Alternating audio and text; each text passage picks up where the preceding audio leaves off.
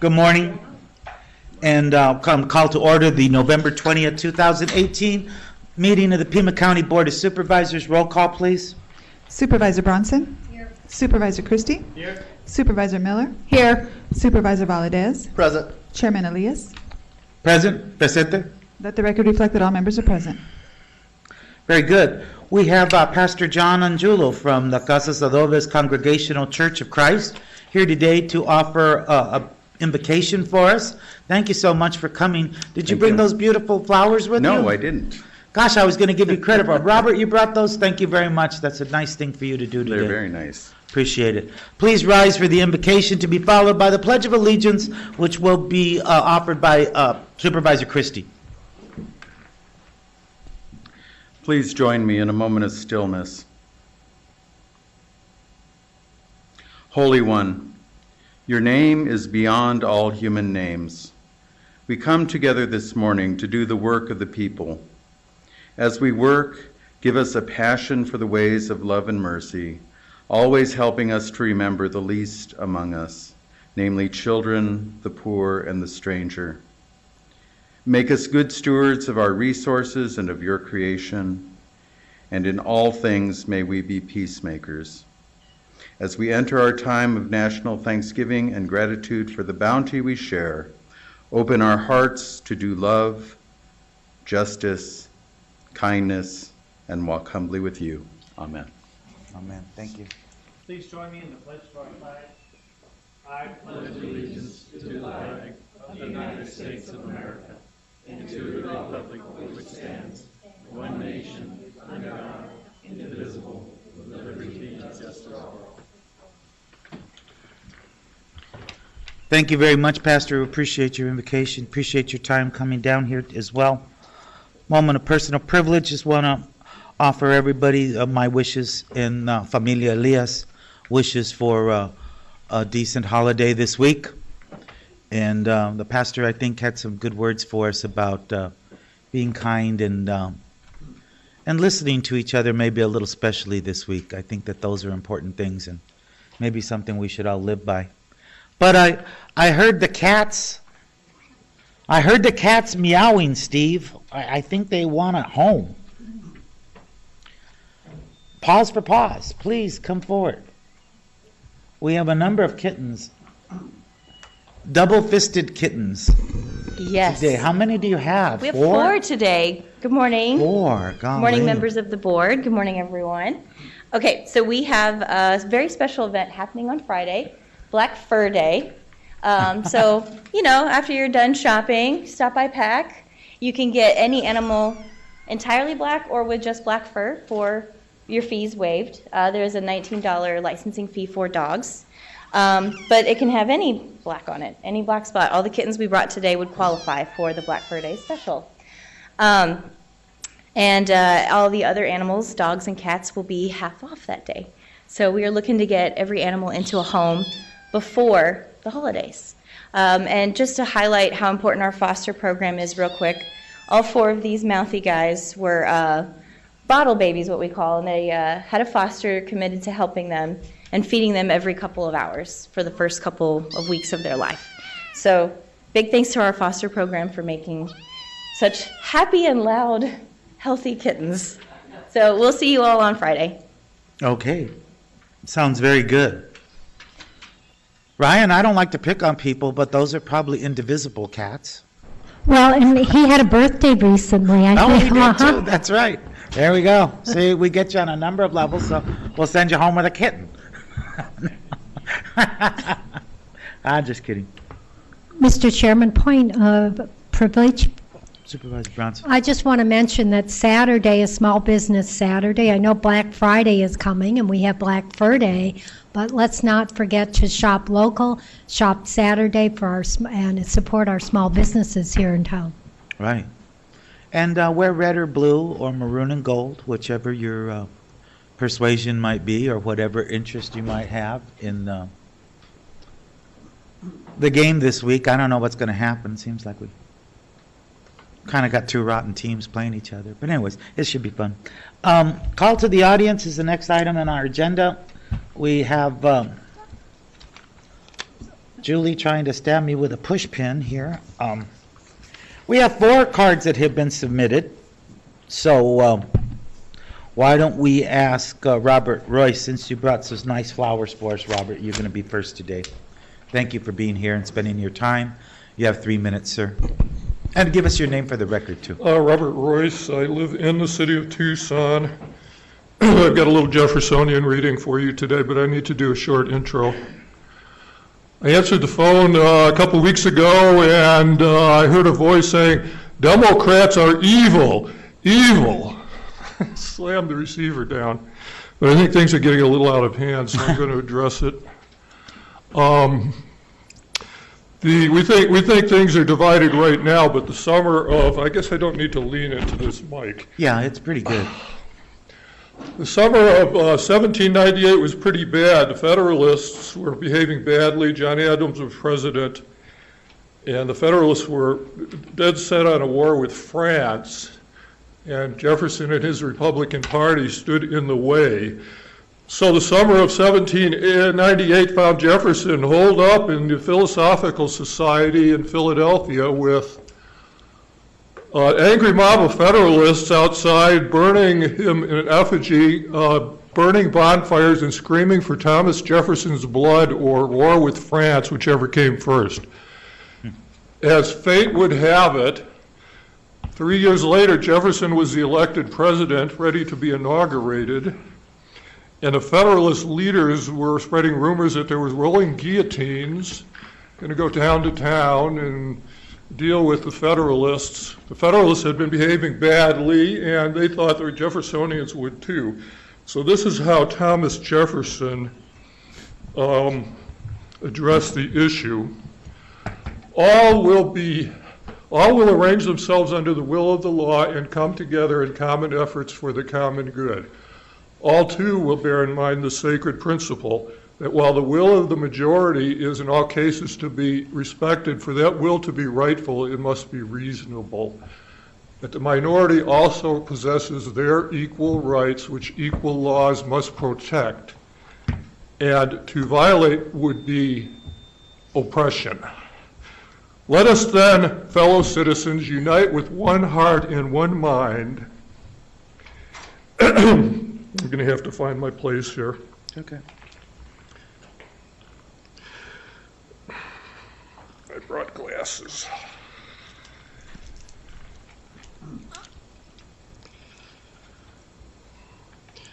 Let us restore to social intercourse that harmony and affection without which liberty and even life itself are but dreary things. And let us reflect that having banished from our land that religious intolerance under which mankind so long bled and suffered, we have gained little if we countenance a political intolerance as despotic, as wicked, and capable of as bitter and bloody persecutions. During the throes and convulsions of the ancient world, during the agonizing spasms of infuriated men seeking through blood and slaughter his long-lost liberty, it was not wonderful that the agitation of the billows should reach even these distant and peaceful shores, and that this should more be felt, feared, more by some and less by others. But this should divide opinions as to the measures of safety, but every difference of opinion is not a difference of principle. We have called by different names brethren of the same principle. We are all Republicans. We are all Federalists. If there be any among us who would wish to dissolve this union or change its Republican form, let them stand undisturbed as monuments of the safety with which error of opinion may be tolerated where reason is left free to combat it. Thank you, Robert. Appreciate you coming here and doing that. We gave you a few extra seconds because I appreciate that. you brought some flowers and you were nice. I don't, is that your paperwork that you left there, or is that somebody else's? Oh, I didn't mean to leave that. I didn't even know I brought it. Thank you, John. Appreciate that. Our next speaker is going to be John Backer. Mr. Backer, if you please come forward, give us your name for the record, and of course you have 3 minutes to address the Board of Supervisors. Thank you. My name is John Backer. I'm a resident of Pima County, live in Supervisor District 4. Supervisor Christie is my representative. Happy Thanksgiving to all you guys. Thank you, sir. Thanks for the opportunity to speak. I don't have any prepared comments, but I wanted to come and unpack Proposition 463 from my perspective.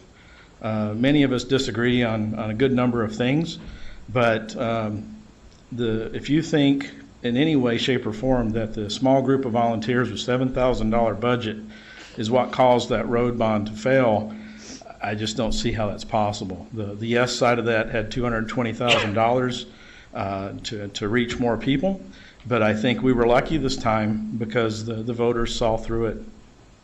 The administrator in an interview with KUAT that also interviewed me said that our side of the argument misrepresented the facts. And I just wanted to come before you and share with all of you what I shared with the people I spoke with, and I just don't see how we misrepresented anything. The county Pima County is the highest tax county in the state, and we get, just this last year, $92 million in HERF and VLT funds. Out of that money, $26 million goes to the general fund, and I'm confident that the administrator is thinking in his head right now, I can do that according to statute. Well, just because you can do something doesn't mean you should. Another $19 million goes to pay for the 97 road bonds. We still have the roads in the situation we're in. $40 million goes to pay for 40 of the $43 million transportation budget.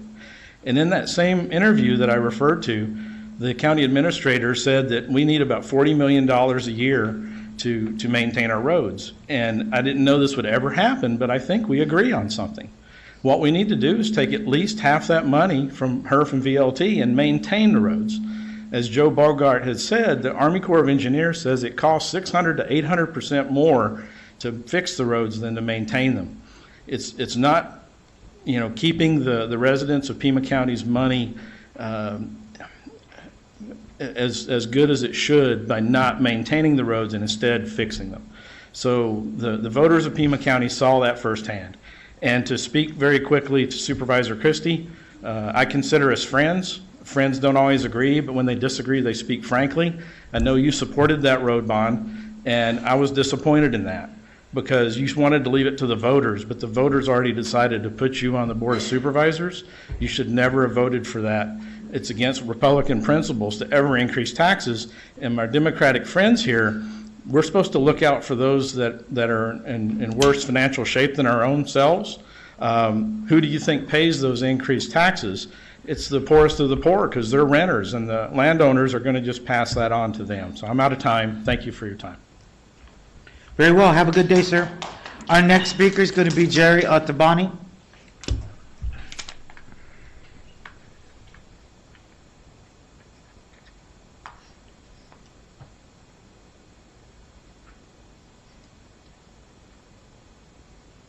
Good morning. Please give your name for the record, and you have 3 minutes to address the Board of Supervisors.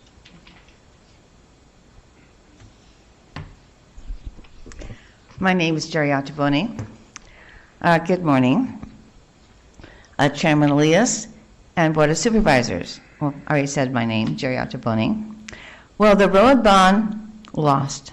So now you want the taxpayers to pay $26 million for continuing the soccer fields. Roads are more a priority than Mr. Huckleberry's pet projects.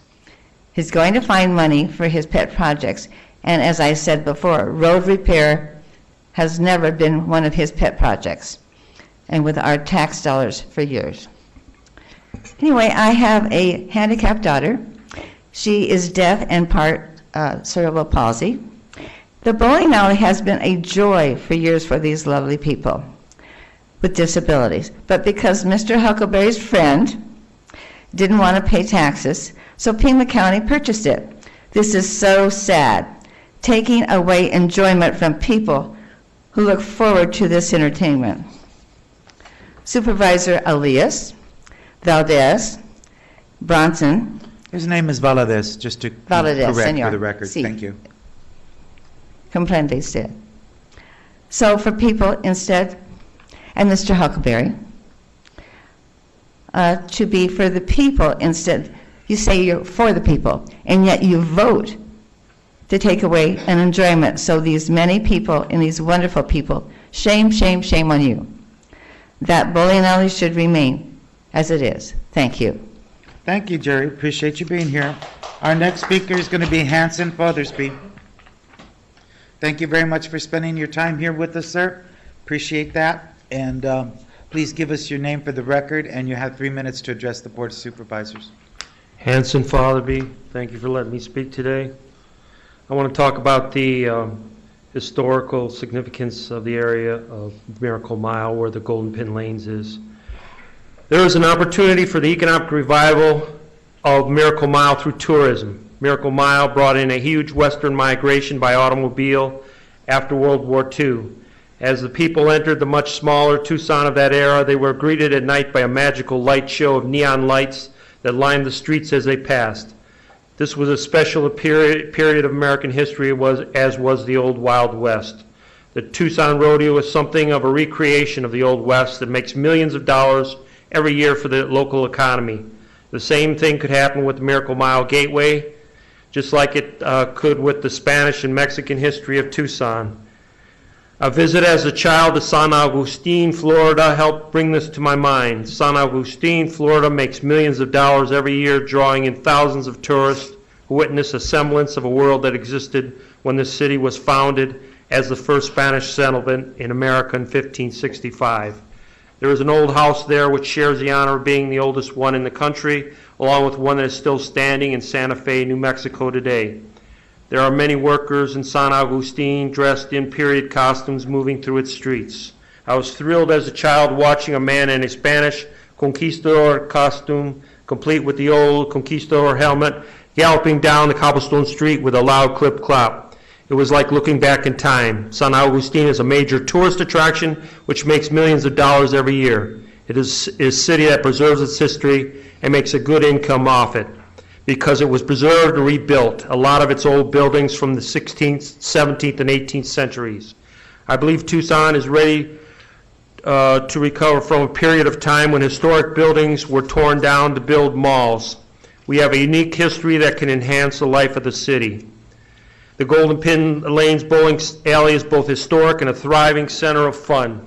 Tucson already makes a lot of money off of tourism, and it could make a lot of money off of history tourism. The Miracle Mile Gateway has the potential to draw in tourists and become a major tourist attraction for Tucson. Tearing apart its historical buildings does not help this happen. Thank you. Thank you very much, sir. Our next speaker is going to be John Denker. Mr. Denker, thank you for being here with us today. You have 3 minutes to address the board. Please give your name for the record. And Ryan volunteered you to adopt 4 cats this morning, but not sure what that means. I'm sorry, I had to do something smart, Alec. Thank you. Appreciate it, John. Just being timid. My name is John Denker, born and raised in Tucson. Naxalone is available for free to organizations like, say, the Sheriff's Department. A peer-reviewed study found that it can be exposed to full sunlight for 30 days and only lose 8% of its efficacy. And if you keep it, inside the air-conditioning cars, it can last a whole lot longer than that. It can be administered every 2 minutes if needed to account for that. If it's not enough, you can give the guy CPR until your backup arrives and do some more. It's very easy to use. 83% of successful reversals are done by non-medical personnel. Fatal overdose can easily happen if somebody takes prescribed opiates along with some other downer, just by accident. An adult has only 4 minutes to live if they stop breathing. I'd like to segue now to the general topic of leadership. I'd like to get the words grandiose narcissism on the record. If anybody in the room doesn't know what that means, look it up. Grandiose narcissism is not leadership. Some people read it that way, but it's not. It's a disease. Also, bullying is not a mark of high social status. Some people read it that way, but it's not. There are some people who just sort of naturally narcissistic, and it's a disease. They need help. And when they get elected to high office, it makes it very much worse. And we shouldn't tolerate it. especially when it's somebody like, a law enforcement officer in whom we pose great honor and great trust.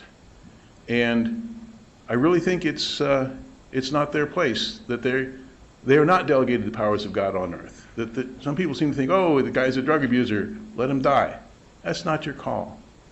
You're here, you're employed to represent and to serve the people.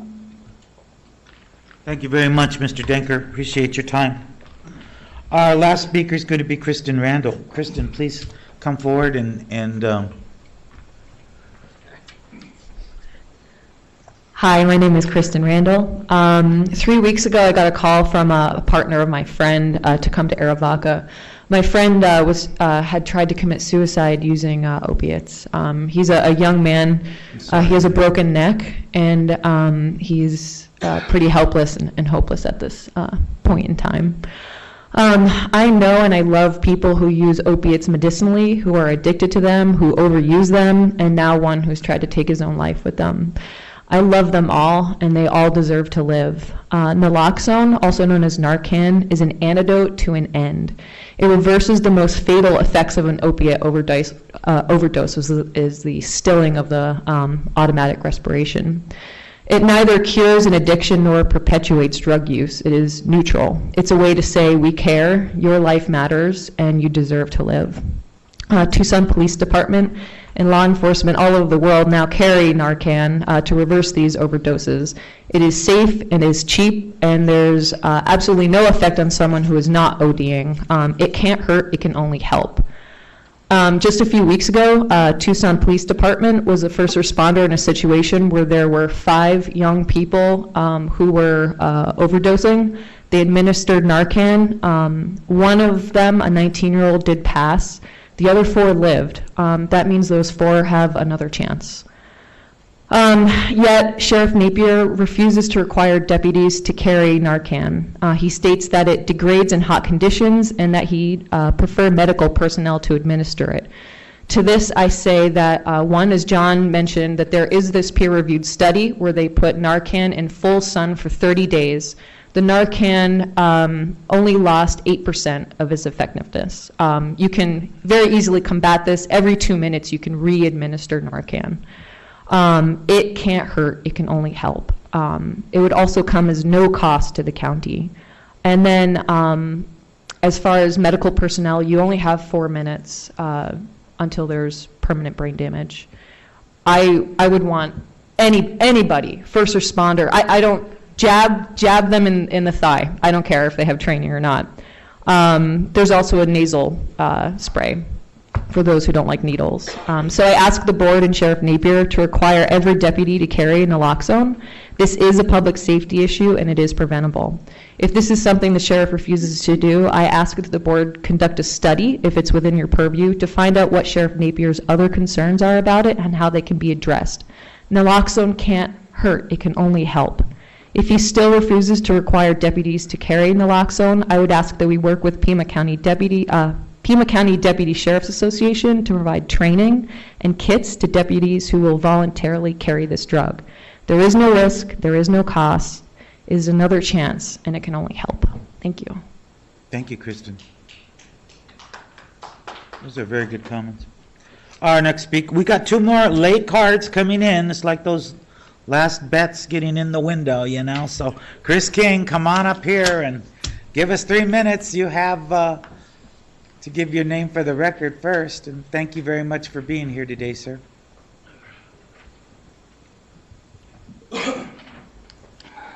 Thank you, Chairman Elias. Thank you, Board of Supervisors, for the opportunity to speak before you today. Before I truly get started, I want to thank the people that came up here and actually discussed the naloxone or Narcan. I went through, as an Arizona Ranger, we actually go through training as well, and we actually do, some of us actually do carry the Narcan as, you know, part of it, and it is strictly volunteer. And it's something that I've watched several videos and I've seen several people who can actually reverse the effects of it. And I don't personally know anybody who's been affected by opioids. However, I do want to make sure that I, as a layperson, still have that capability to reach out to the people of Pima County and the city of Tucson. What I did hand Ms. Castaneda from the clerk of the board is a resolution that I drafted kind of as part of being the chair of Prop 463, the Stop Prop 463 Road Bonds Committee. And it reads as this. Whereas in 2015, the County Board of Supervisors, at the urge of the county administrator, placed $815 million in bonds on the ballot, only to have them fail. Whereas in 2018, the County Board of Supervisors, at the urging of the county administrator, placed $430 million in bonds on the ballot, only to have it fail. Whereas for over 20 years, Chuck Huckleberry has been the county administrator for Pima County, where he has been adamant in spending money contrary to the wishes of the taxpayer, where he's been self-serving to create a bike path named after himself to the detriment of the roads, where he has mortgaged county buildings to do the work taxpayers have voted against, where he has sacrificed public safety to the detriment of taxpayers by failing to provide for pay raises for Pima County deputies, where he has advocated for deals that provide no direct benefit for the majority of Pima County taxpayers in acquiring golf courses, where he has spearheaded the purchase of a bowling alley for over 30% of appraised value, while removing it from the tax rolls, while allowing the previous owner to remove property that is inherent to the building, while furthermore allowing the owner to occupy the same structure rent-free for over a year. Now, therefore, be it resolved on the 20th day of November 2018, we, the taxpayers of Pima County, declare we have no confidence in County Administrator Chuck Huckleberry and respectfully request the Board of Supervisors to terminate his contract per the terms effective immediately. The question is to the majority of the board, have any of you ever stopped Administrator Huckleberry from spending taxpayer dollars? Have any of you ever said no? Thank you.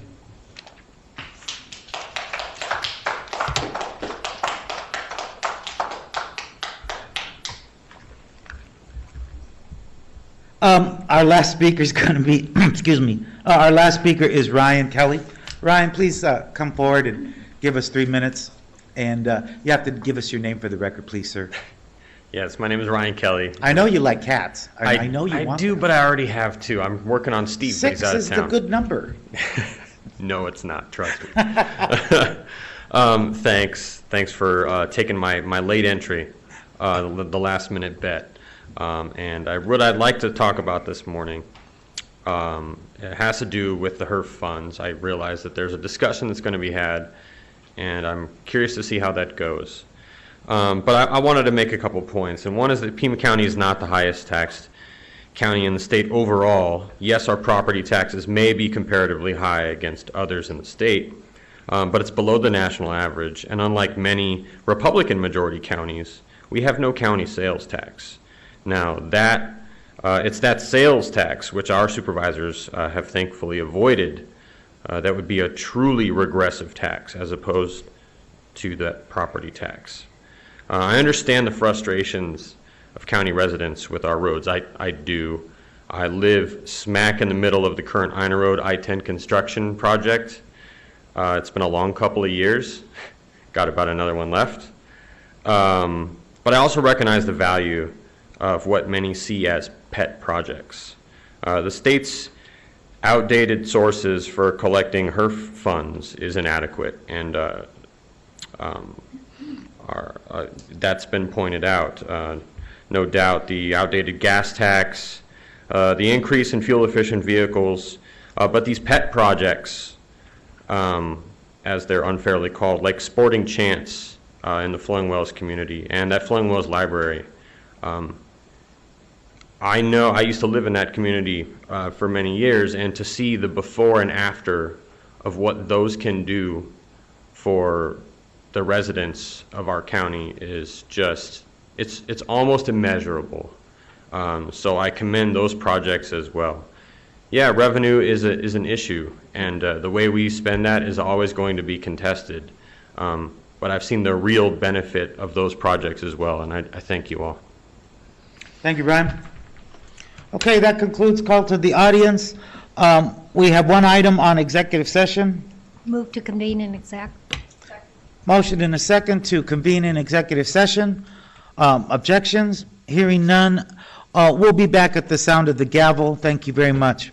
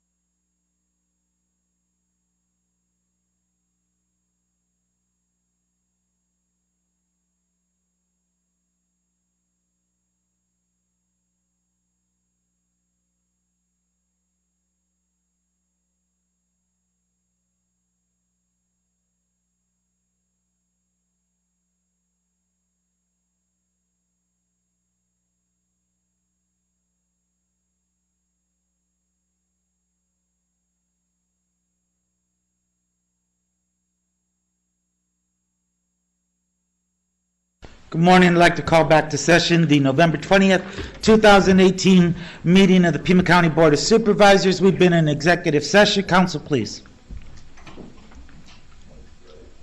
Thank you, Mr. Chairman. Executive session item 6 on the regular agenda involves whether the county will participate as a co-plaintiff with Tucson Unified School District in a proposed lawsuit against the state of Arizona and/or appropriate state agencies and officials regarding the Arizona Department of Revenue's calculation of the amount of additional state aid for education due to TUSD under ARS Section 15-972. County Attorney's Office and County Administrator recommend participating as a co-plaintiff in the proposed lawsuit as discussed in executive session. Move the county attorneys and county administrators' recommendation. Motion and a second. Discussion. Objections? Hearing none, motion carries unanimously. We're on to consent calendar. Anybody like to divide the question? Mr. Chairman, I'd like to divide the question and discuss and vote on items 3, 6, and 7 separately, please. Move the remainder of consent. Second. Motion and a second to move the remainder of consent, so that excludes items 3, 6, and 7. Discussion. Objections? Hearing none, motion carries. Item 3, Chair will move the item. Second. Supervisor Miller. Mr. Chairman, this contract awarded to Gabe Loyola and for providing technical assistance for interpretation and implementation of federal and state rules, regulations, and policies under the Federal Workforce Innovation and Opportunities Act. We have employed him since 2002. We have compensated him in excess of $1.1 million, 16 years. And my question is, why has no one within the grants department or within one of the departments developed the expertise to review state and federal regulations and policies as related to federal workforce innovation policies?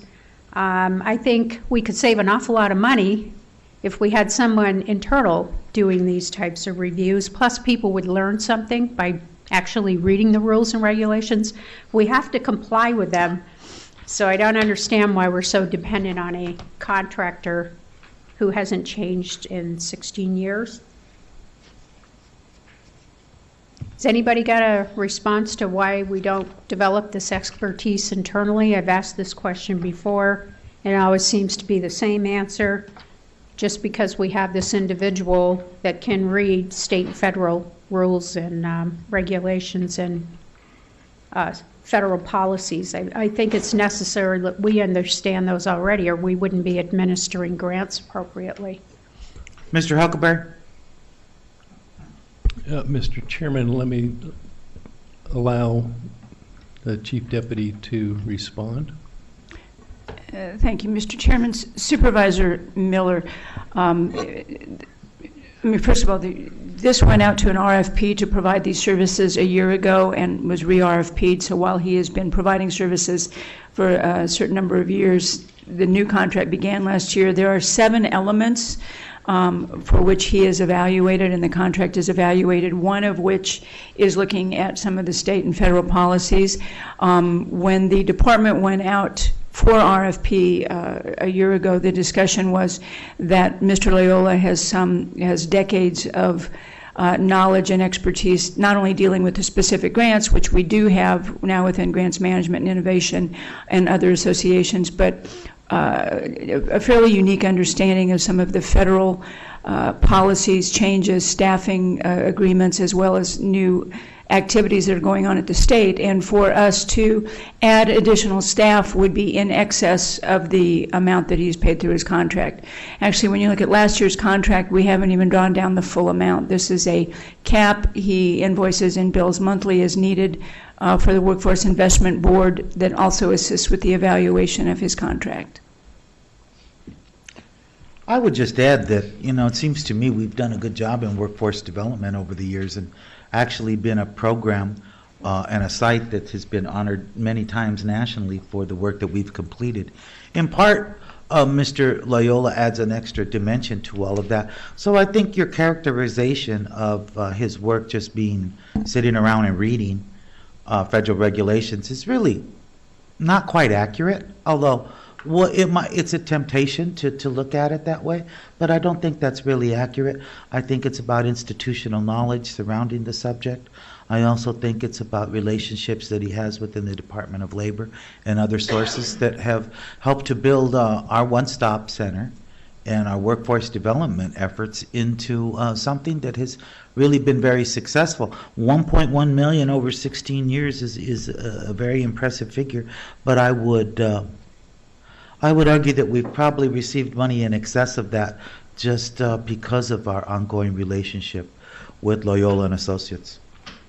Mr. Supervisor Elias, I did not characterize it the way you described. I said the issue I have is why are we not developing this expertise in-house, as we need to understand and interpret state rules, policies, understand regulations in order to administer those.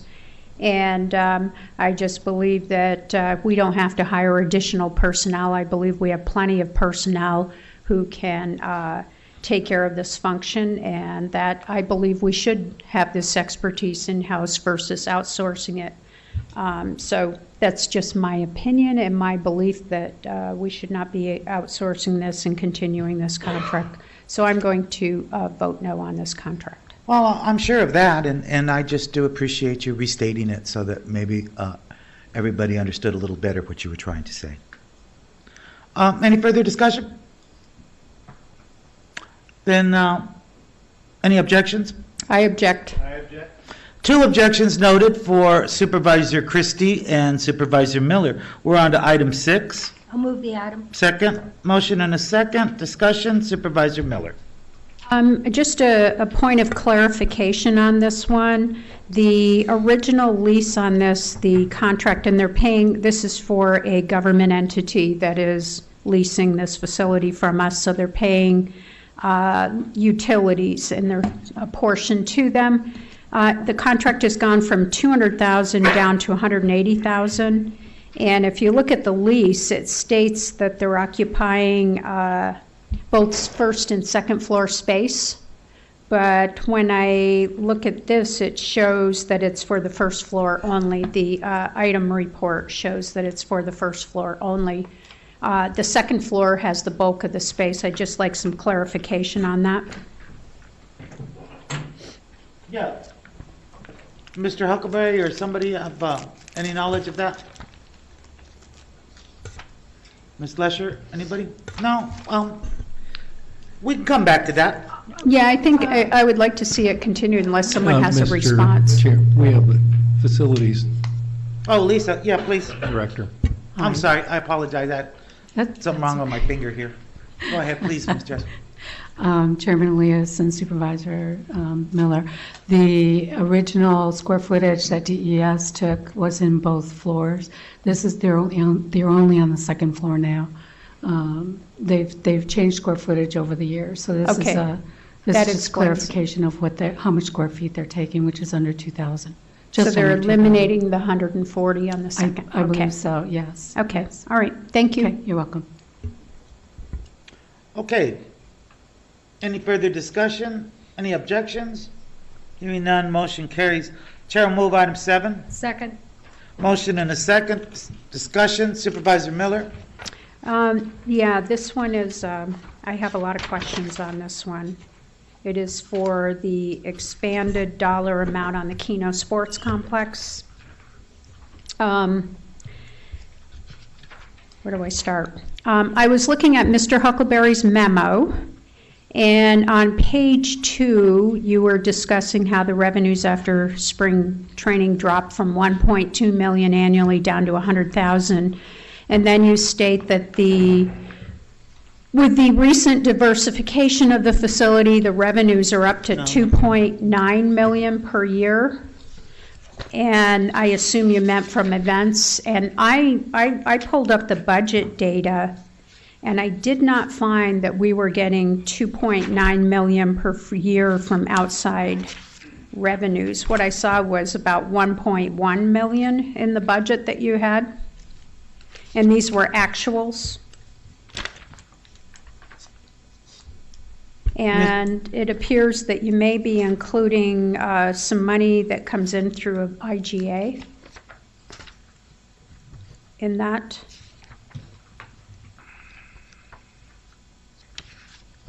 So I'd like, the question is, that you state the revenues have gone up to 2.9 million. How much have the revenues gone up associated with usage of the facility? Yes, Mr. Chairman and Supervisor Miller, we can provide you the detailed list. It's probably gone up, and I'm not quite sure.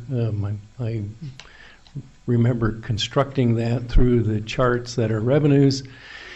And my guess is that the actual usage fees and others that come from actual utilization is about 1.2, 1.3 million. The balance is other events, and perhaps and there's recreational uses and sports uses, and then there's commercial uses or rental uses that deal with gem shows, probably excluded from that, and that's about $400,000 in revenues.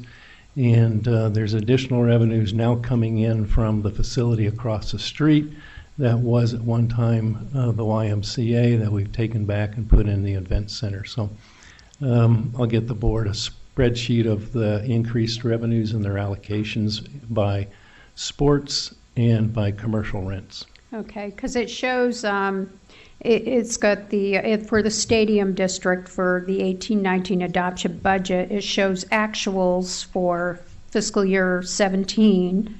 The charges for services was just slightly over $1 million. And the intergovernmental transfer, is that the bed tax monies that are used to subsidize the stadium district?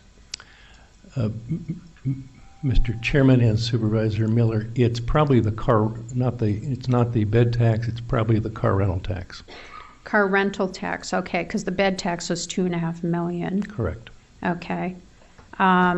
So that's the car rental tax, that 1.6 million, and we show that going down, what is being transferred into the department. It was 1.6 million actuals in 17, and then for this fiscal year 19, we're projecting 1.479 million. And what I know is the charges for services, the projections go from an actual of slightly over $1 million in fiscal year 17 to this year, last year 845,000, and then down to 910,000. This is where the confusion is, because you say the revenues are going up to 2.9 million, and when I look at this schedule in the budget this year, even with those intergovernmental transfers, the total is 2.394 million. Yes, Mr. Chairman and Supervisor Miller, all the growth in revenues are from events. They're not necessarily from fixed transfers like car rental tax. It bounces around year to year depending upon tourism, and it's pretty unpredictable. Swings about $300,000 back and forth any given year. And that's a big concern, because it's only 910,000 this year, and you said the revenues are expected to be 2.9 million. That's where there's a disconnect. The growth in $500,000 in revenues over the last 3 years came from events. Okay, but you still only have 900,000 here. That's included in the 2.9. But total operating revenues, you show 2.394 for this year. You have actuals in fiscal year 17 of 2.658. So that's where the disconnect is. So we if you can give you the chart. We'll give the board the whole chart that shows the 2.9 revenues and the growth of $500,000 in the last 3 fiscal years. It isn't reflected in the budget schedules. We also, you have in the budget for this, I noted that net operating transfers in and out, we had 1.9 million for 17, for 18, and then for this year, 7.553 million. Why the huge increase? And that's for helping subsidize the operating budget. What is that, and where are the monies coming from? Yes, super. And that's just a huge increase. Yeah, Mr. Chairman and Supervisor Miller, it could be the transfers from the initial capital funds that were, because this is GMP 2, and this is probably funding for GMP 1. Okay. All right.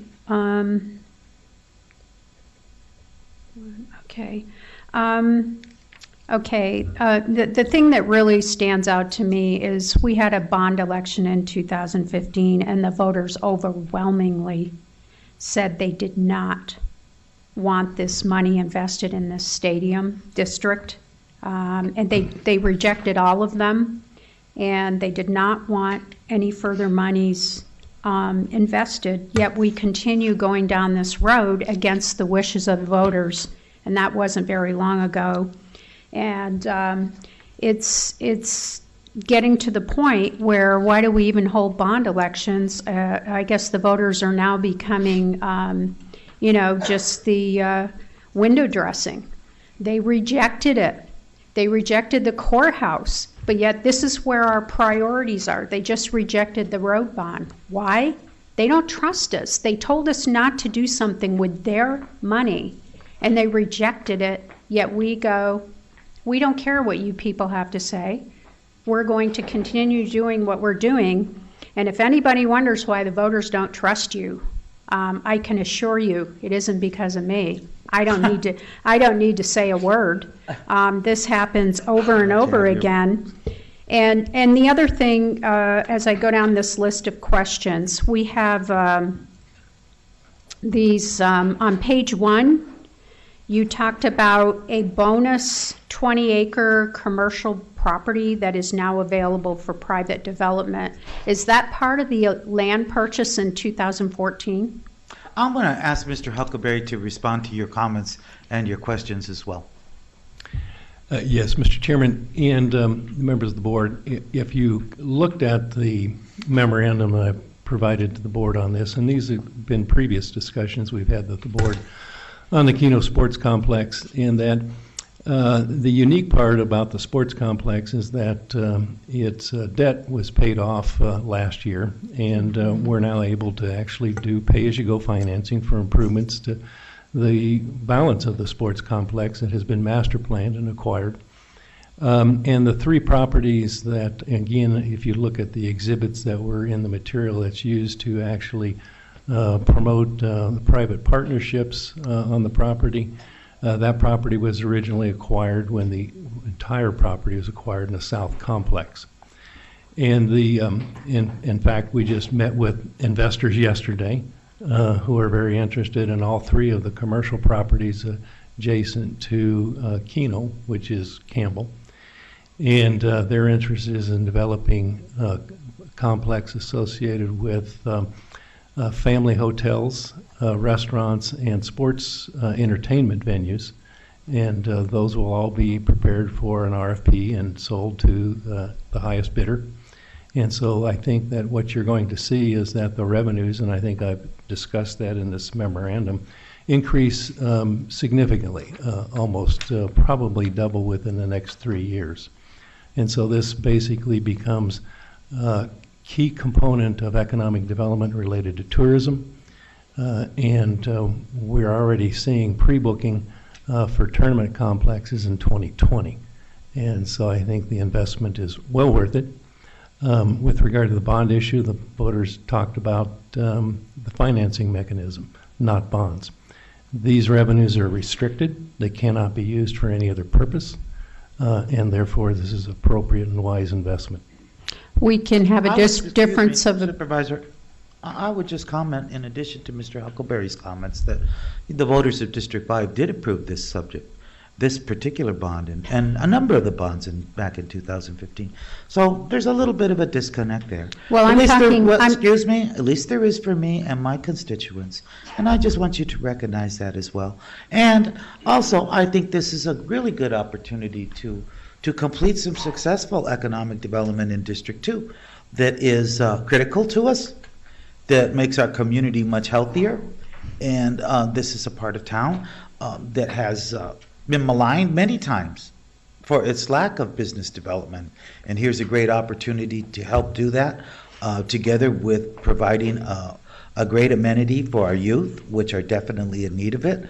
And I understand your objections, and I hear your voice, and I hear that it's shrill, but it doesn't Excuse me, that is uncalled for, Chair Elias. I am sick and tired of the attacks. Okay, then that Your voice is wasn't shrill. Your That wasn't voice shrill. is the shrill one. Oh, okay, very well, that's fine, we can exchange that, that's fine. We My can have mother a always said I discussion was up loud, here. so you're probably right about that. However, again, I just wanted to voice Do you mind a if I difference of finish my opinion. questions? Well, I had the floor. I know had what? the You know what? floor, You know what? and you interrupt. Let's calm down. Supervisor Miller, you have the floor.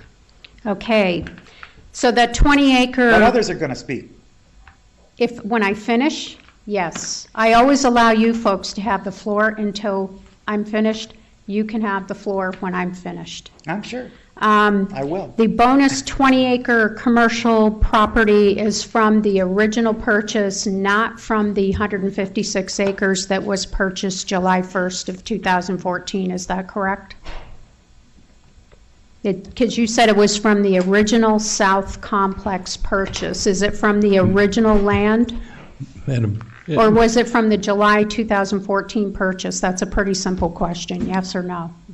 Mr. Chairman and Supervisor Miller, the original purchase of the property where the sports complex is located occurred in 1974. And the parcels that are basically the commercial properties, that purchase occurred in the 2014 purchase. Okay, that was the clarification I wanted. So that's out of the 2014 purchase. Of the bed tax, we have been subsidizing, and now you're going to be using this for the capital improvements. This bed tax money could also be used for operations of this facility, correct? Mr. Chairman and Supervisor Miller, yes, it could. Yeah. Same thing with the 1.5 million that we get from the car rental tax. And now, where will these monies for the operations, in the event that the massive increases in revenues don't occur, where would those monies come for the operations and maintenance of this facility? If we're using the bed tax to pay Mr. Chairman debt? and Supervisor Miller. Thank you. In the same manner in which we supported the stadium district after 2 team spring training left the facility, it's the general fund. Okay. And then the one thing that I see on here is that we're going to have pickleball courts and lots of lighting. The thing that really bothers me with this is that we seem focused in one area, right? We're going to light up parks down here. We're going to have all this initial improvement. A lot of the folks in the north side of town don't get benefit from this area, as evidenced by the discussion that you talked about. I believe it was the sports director at the Catalina Foothills High School who said, this is fabulous, these are great designs, these fields are fabulous. I'm going to look at them when I go to build mine. I'm not going to come down and use your facility when I go to build mine up in the Catalina Foothills District, which just shows that this is really central in one area and not necessarily going to benefit the whole community. And this individual, talked about, we're going to construct and maintain our own Can Ms. stadium. Huckleberry respond to you Yes. as you're Our own going on, please? Yes, when I finish. We're going to... Well, then I guess you still have we the floor. will be contacting you again as we start designing, constructing, and maintaining our own stadium field. Yeah, Mr. Huckleberry, I think she's done. Yes. I'm not done, but Oh, you well, can on respond. this round, that's all I meant. It's okay, Ally. Mr. Chairman and Supervisor Miller, in the materials that was basically attached to the memorandum, there's a time travel chart, and the time travel chart is actually pretty conservative, and it indicates that the Keno Sports Complex basically is tributary to about 80%, 85% of the regional population with a 20-minute drive. And therefore, I think all you need to do is talk to the amateur sports and the youth sports, youth soccer in particular, and how many of them from the foothills use this facility. I've talked to a lot of them, and they don't really appreciate that they don't have the fields up in the north side of town. And then as I read through this memo, the original construction budget was $18.6 million, and is now, after your ask in January, is going to escalate the cost of this by 40% increase up to $26 million, and it appears that is the result of doing these specially designed fields that have a sand base and irrigation built in the event of a rainstorm. Is that why we had the 40% increase? That's what I gleaned from your memo. Yes, Mr. Chairman and Supervisor Miller, that's what I said in my memorandum. And they're really to develop professional capacity with regard to the fields, such that they can be used for both professional and semi-professional amateur sports, both on all field sports associated with it, either soccer, rugby, or any other of those sports. And that's in lieu of a recreational field that you basically can utilize, but as you know from the parks along the Rito and in your district, that basically they get they're recreational fields, and they can only basically stand so much use until they have to be rested for months. And that interrupts the recreational opportunities that are provided in that area. Okay, that just seems like a huge expense to go to an additional $8 million from the original. I guess, we call this a guaranteed max price, but it seems to be a moving target. It went from 18.6 up to 26 million. As I went down through the contract, you have a list of exclusions in there. And there were several that really raised a red flag to me that you talked about. One exclusion is item number 4. Testing or handling of hazardous materials. I know when this land was purchased, there were a lot of allegations about it being a brownfield. Have we ever had it tested? Mr. Chairman and Supervisor Miller, all of the testing and the environmental clearance was basically accomplished when the property was purchased, and there were environmental studies and reports done at that time, and there's no need to duplicate those. But were there any issues, any hazardous materials, or any issues with it being a brownfield?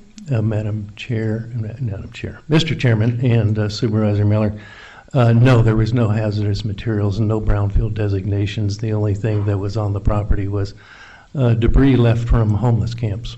Okay. Okay. And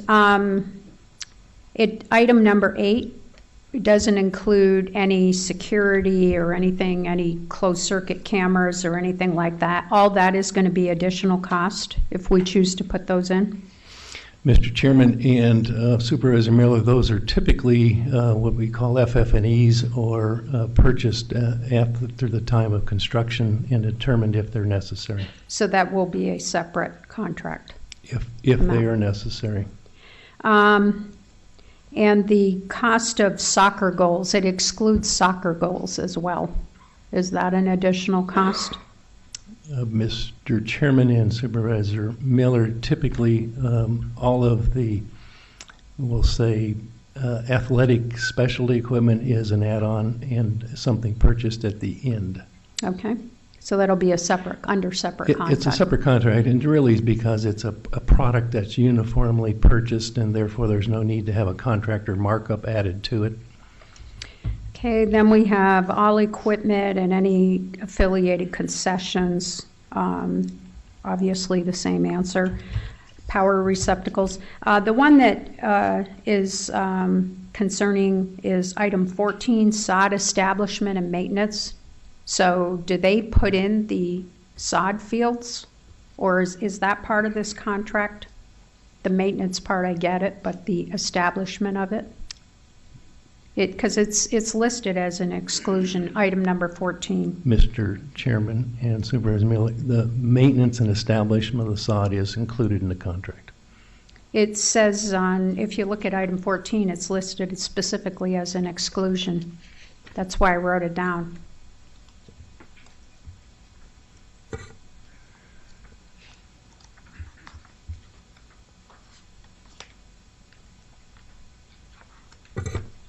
It is on it's under the Keno Sports Complex GMP 2 estimate notes. There's no page numbers here, so I can't give it to you. But they have it listed as one of the exclusions when you go into the detail of the contract. It's right after the signature document, signed by Mr. Straub. It's the next page.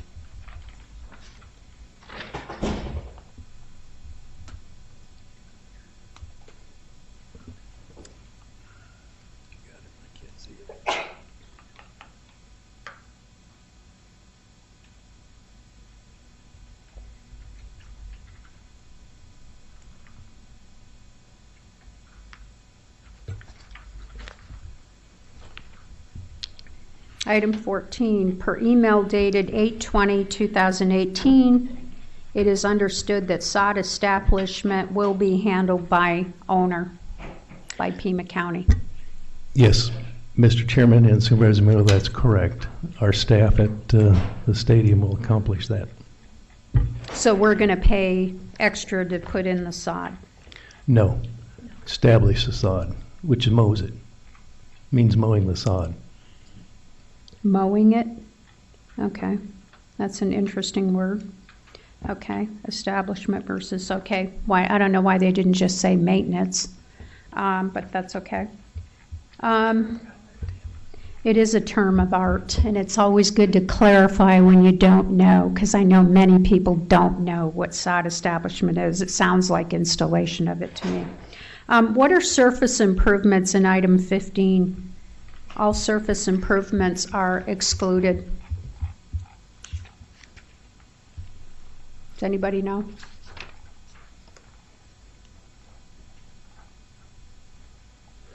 Okay. And the inclusion, they have the pickleball courts, and it says landscaping only.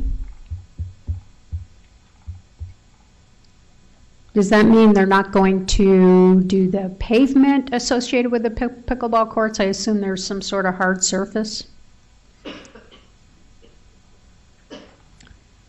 Mr. Chairman, if you'll give me a minute, I'm trying to get to the material here because my other computer froze up. Well, I think with everything else, I think it would be, if someone could get that information, it'd be good information to have. Because I'm real interested to know what are all the costs associated with all of these exclusions at the end of the day, because that's going to cause this contract price to go up even more. You talked about the car rental tax and the bed tax only being able to use for specific activities. I've got the statutes, and we can use it for construct, finance, furnish, maintain, improve, operate, market, all of these activities associated with this type of facility. And I just question the why we are going into debt, mortgaging county buildings, by the way, to be able to build this complex and use that bed tax and car rental tax for paying debt versus just using the monies for the operations we have going on there now. And instead of funding the operations and management out of the general fund, use that bed tax money there until we get financially able to fix and repair our roads. Once you start using that money out of the general fund, those are monies that cannot be used for roads. And as we all know, it is not illegal to use general fund money on roads, and the HERF and VLT, that those monies go into the general fund portion And that's being used in other areas, and I believe the wisdom of doing this now, I don't think it's the time to do it.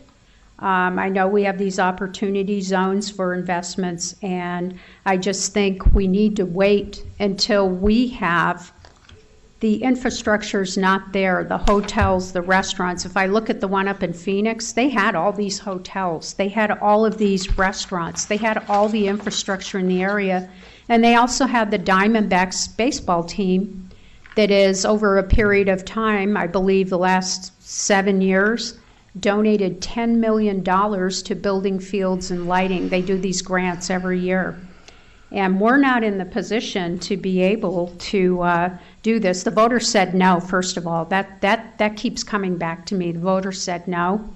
And you said they didn't reject bonds. Oh yeah, they rejected bonds. It got voted down. I don't know how you can leap to the conclusion that the voters didn't reject going into debt to build all of these things. And we can agree to disagree on that.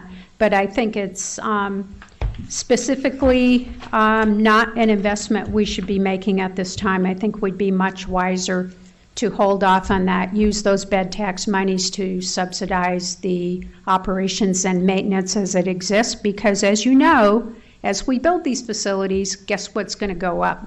The operations and maintenance costs, and then all of these costs that I just went through that I don't get a good answer on, that I don't have an estimate of what they're going to cost. And you did reference the one last thing I'd like to ask for. You referenced a pro forma financial statement. We don't have a copy of that in the background material. It was done by the some stadium facilities association or something, SFA. I would like to get a copy of that because you referenced it and I didn't see it, and it was not included in the background material. So if I could get that, again, I'm going to object to this because I think it's wrong time. Whole lot of money without any guarantees that this business is going to come, building it and hoping they'll come, I think is a really bad approach. And this is a huge amount of money. We did the same thing with the courthouse. The voters said no on that. What is it, 25, 30 million? Again, the voters said no at investing that amount of money. And I think it's time that we actually started listening to the voters. And until we start listening, we're going to continue getting these rejections at the voting booth. Thank you. Chairman? Yeah, Mr. Christie. You referenced your district wanting this project for some time, and that it won the bond election over that course. I'd like to bring up my district as well. It's the fastest growing district in Pima County. They have been thirsting and screaming for years for recreational facilities on the southeast side and the east side.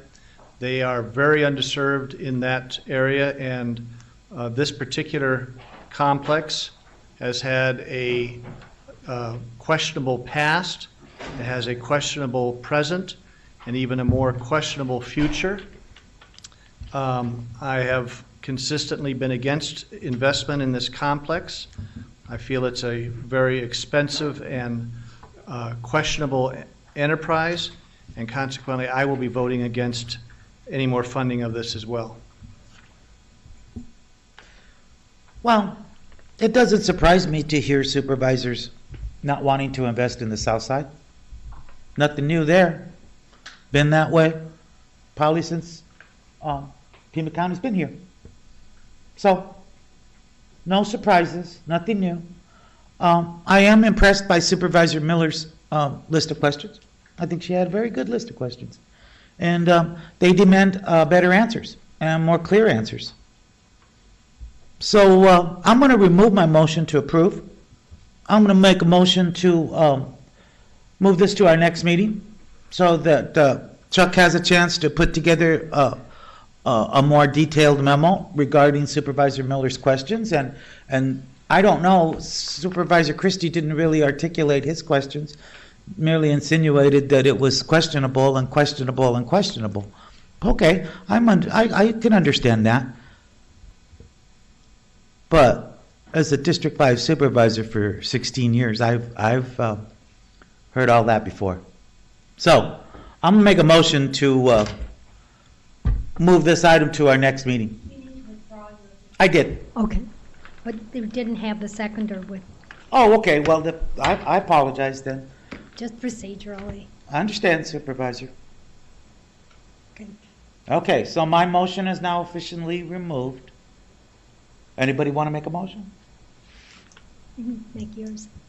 You move to continue, what's the meeting? I would like to December- make a motion to continue this to our next meeting. December 4th? December 4th is fine. Second. Any discussion? Supervisor Valadez, please. You know, I agree that a lot of the questions clarified a lot of the valid points that I think we needed to make. But I'll also remind people that the creation of the stadium and stadium district wasn't questionable. It was at a time where we had an opportunity to bring spring training back into this community. This county went looking for partners. And we looked downtown, and the only property that was made available for this venture, and we've had some of the proponents of spring training talk about this, the county was the only one that stepped up. And the only place that we had enough land to do this was exactly where it was located. Now, if you fast forward to the time when the White Sox were going to leave spring training here, and we're going to be returning back to Maricopa County, which obviously precipitated the leaving of both the Colorado Rockies and the Arizona Diamondbacks. We actually were, as Mr. Huckleberry talked about, in a precarious situation because we had this asset that we didn't know entirely if we were going to be able to fund or if it was going to be successful. And for a number of years, it wasn't. But today, I don't think it's fair to call it questionable. If you take a look at the reports that we've talked about and that Mr. Huckleberry cited, and I'm sure Mr. Huckleberry will send them to the board again because he's prepared them a number of times, that show that the facility itself, now that spring training isn't there, is actually not only paying for itself, but I believe making a little bit of a profit. Now, is it fair to say that additional services, additional facilities is going to create a cost? Sure. But you also have to understand it's also going to create an additional revenue stream.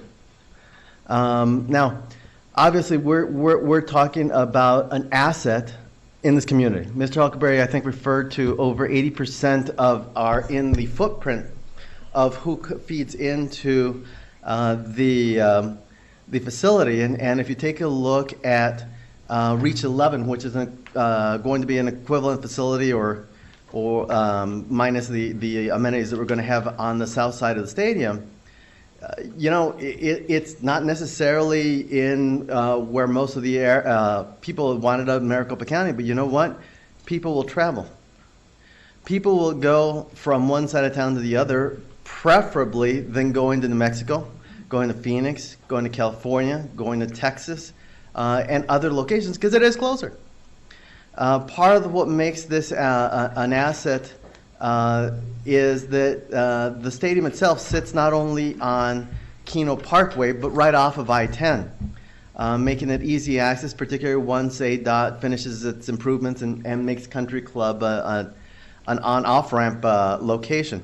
So, yeah, you know what, we've brought out half of the equation, but I think in preparation for the December 4th meeting, I'm going to ask that the county administrator further bring out the other side of that equation because, yeah, you know what, like most projects, it's got things that you can talk about. They could be negative and could be risky, sure. But you know what, government isn't about making a profit. It's about providing a service, and that's the difference. That's the difference between being a government and being a business. So I ask that in your preparation briefing memos, Mr. Huckleberry, please include the other side of that equation that I think we haven't talked about, that we haven't looked at, that we have, and the potential upside to what we're doing here, as well as to what else is going on. So I asked that for the December 4th meeting. Thank you, Mr. Chairman. Huckleberry? Yes, Mr. Chairman, Mayor's Board, obviously I've got all my material back up so we can talk about it in any great detail. But I think one of the important parts to remember, points, is that this is a community complex and we actually provide youth services and youth fees, and I think every member of the board will understand how many times we've discounted those fees or made them significantly less, and that's because of the general fund support.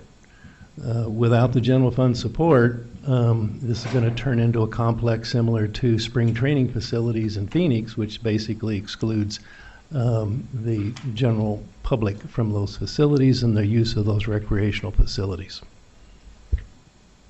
I think Mr. Huckleberry's comments are well placed and very true about community assets and community availability of assets to people. When this was a spring training facilities, our kids weren't even allowed on the fields. That's changed. That ethos has changed. It's not going back.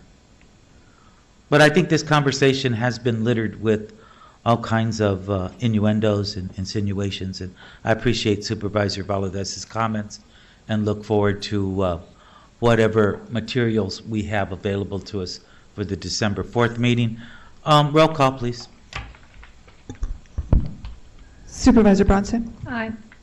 Supervisor Christie? Aye. Supervisor Miller? Yes. Supervisor Valadez? Aye. Chairman Elias? Aye, motion carries unanimously. We'll be back in a few minutes.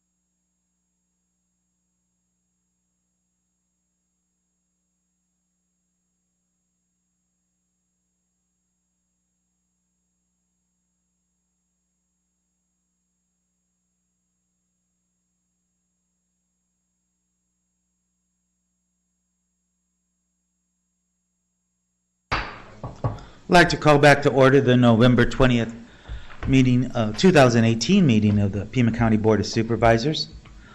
We finally finished the consent calendar, and we're on to item 8. Motion and a second. Discussion? Objections? Hearing none. Motion carries. We're on to item 9. Move the attractions item. Second? A motion and a second to approve Southwest Fair Commission Incorporated.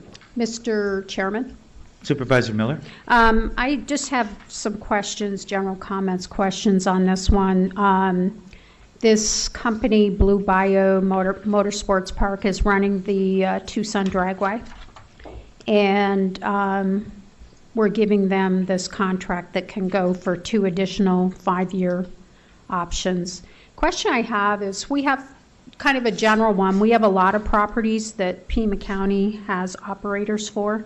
Do we ever get financial reports from these people on the revenues that they make over there? Because I see that we are going to provide, if they do any improvements that we approve, that we will deduct those out of the rent for this facility. And the rent is $12,000 a year. We'll deduct it, any approved improvements, down to $6,000 a year for this facility. I'd like to know how much money they're making there, because Pima County seems to participate in the expense and the investments to help them operate their business, but we don't get any of the revenue end. So that, other than the $12,000, maybe $6,000, depending on how much we approve, do we ever get those reports? Because they were not included here, at least I didn't see them. Yeah, Mr. Chairman and Supervisor Miller, this particular operating unit is kind of associated with the Southwest Fair Commission. We have both individuals here in the audience who may be able to answer any questions you have on this particular agreement. All of our leased properties have some type of limited revenue sharing, some more limited than others, particularly for the nonprofits, and almost all of our leases are to nonprofits except for Old Tucson, which since the recession has been essentially a nonprofit. And so they're all limited, and it's the approach or the philosophy the county has taken is that these are general attractions that are enjoyed by the general public and is run by nonprofits, and they typically are required as a nonprofit to reinvest their profits back into the facilities. Best example is probably the Pima Air and Space Museum, and so I think that's, and we get annual reports and from almost all of them through attractions. Okay, I'd like to get the annual report from this one. I'd like to see what their revenues are. It looks like they're getting to deduct out of their rent any improvements that they do, any approved improvements. But I'd like to know how much money they're making, because I know we have a lot of these, ones like the Desert Museum, and you mentioned another one, I can't remember what you just said. Pima Air and Space. Those are obviously bringing in a lot of tourism industry. I can see that philosophy there, but and maybe this one's the same, but I'd just like to be able to see the financial statements. I assume they go to the Southwest Fair Commission. Would you mind coming up here? Mr. Chairman, and sure, John, come on up. Supervisor Miller, yes, they can provide those through the Southwest Fair Commission as well as the now operating unit. And I think John will, this is a component of sports, and this is motorsports. And they've typically had a pretty difficult time keeping an operator providing that motorsport entertainment. And so that's why I think you see the rents or leases fairly small and low. That's correct. Excuse me. You need to give us your name for the record. My name is John Baker, and I'm the Executive Director of the Southwestern Fair Commission out at the Pima County Fairgrounds. Thank you, sir. Mr. Chairman and Supervisor Miller, the way that the structure takes place with the rent and then the deductions allowable with the capital improvements is actually between the Southwestern Fair Commission and the drag strip. The county agreement, management agreement we have with Pima County requires the Southwestern Fair Commission to manage, maintain at our sole expense the entire 640 acres out at the fairgrounds. With that, we're able to acquire subleases and or operators for various properties. We have a model airplane, we have a dirt cart track, we have Tucson Raceway Park and our Tucson Speedway now, and then of course Tucson Dragway. With that, we have put in a large investment back in 1997 to construct the drag strip. We used to operate that, and we decided to look outside for somebody with expertise in running that kind of motorsports. And Blue Bayou, and the gentleman here who's the general manager, Matt DeYoung, is here if we have any other questions. But we found out that it was important for us to help with the maintenance and the development of the drag strip. And so the deduction is actually on revenues that come to the Southwestern Fair Commission, and Pima County has no expense towards any of these projects, or nor do they receive any of the monthly revenues from the operation. It's all between Southwestern Fair Commission and Blue Bayou. So I would like to get a copy of the agreement or the financials from these various organizations, just to see what's going on with these properties. Okay. And I did see that this Blue Bayou took this over. You've been operating under short-term agreements. Why did the other, there it says this company named IRG? That's correct. They failed to comply with the management agreement, so they were out. So you've been operating, this company has been operating for the last 1.5 years. What are the annual revenues, do you know? We were just talking about that, and I believe it's somewhere in the neighborhood of about $600,000. That's all for revenues? Mm-hmm. Okay. I would like to see the financials and for the other organization as well. Okay. So will you send those? Yes. I Okay, will. thank you. Absolutely. Thank you, Mr. Baker. Thank you. We certainly appreciate your work. Thank you. Have a good holiday. All right. Call Any the further question. discussion? Any objections? Hearing none, motion carries. We're on to item 10. Move the item. Second. Motion and a second. Discussion? Objections? Hearing none, motion carries. We're on to item 11. This is the canvas. Chair will go ahead and move the item. Second. Motion and a second. Discussion? Objections? Hearing none, motion carries. We're on to item 12, franchises, licenses, and permits. This is a hearing for the agent change, acquisition of control, restructure. Job number 35307, Freeman Leonard Fry, Agave Grill. Mr. Chairman, if there's no one in the audience that wishes to address us on this item, move to close the hearing and approve the item. And I recommend that when you're in Ajo, you stop by Agave Grill. Be sure and do that. Second. Motion and a second. Discussion? Objections? Hearing none. Motion carries. Supervisor Bronson will pay the bill for anybody who visits Agave Grill with her. Buy you a sandwich, whatever. Sounds good. We're on to development services. These are hearings, rezoning, closure time extension. Item 13A is a rezoning closure, case number C090808, Riverside Associates et al. Mr. Chairman? Supervisor? If no one wishes to speak on this item, I move to close the public hearing and approve, as staff recommends, against closure of this item. Second. Motion a second, close public hearing, and motion against closure. And along with that, I move to approve a 5-year time extension subject to original and modified standard and special conditions as recommended by staff. And item B. And item B, yes. Second.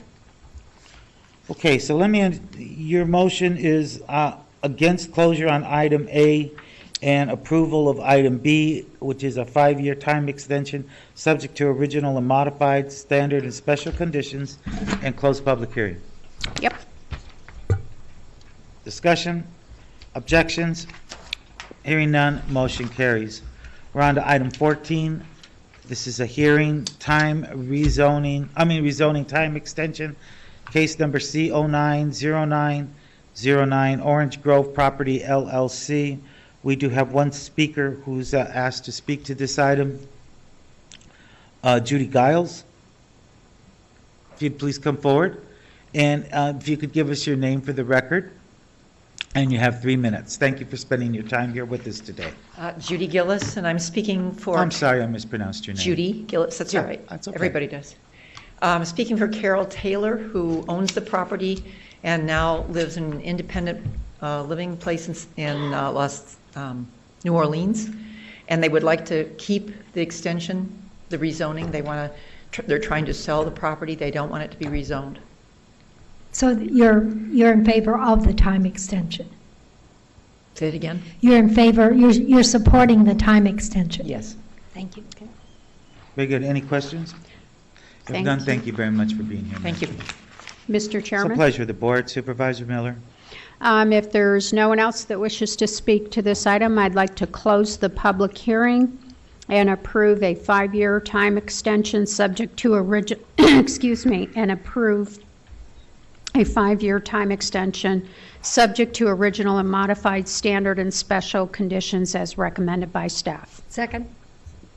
Motion and second to approve item 14, case number C090909. Close public hearing and approve the 5-year time extension subject to original and modified standard and special conditions. Discussion? Objections? Hearing none, motion carries. We're on to item 15. This is a hearing. This is a zoning code text amendment, case number P18TA00005, medical marijuana designated caregiver cultivation location, zoning code text amendment.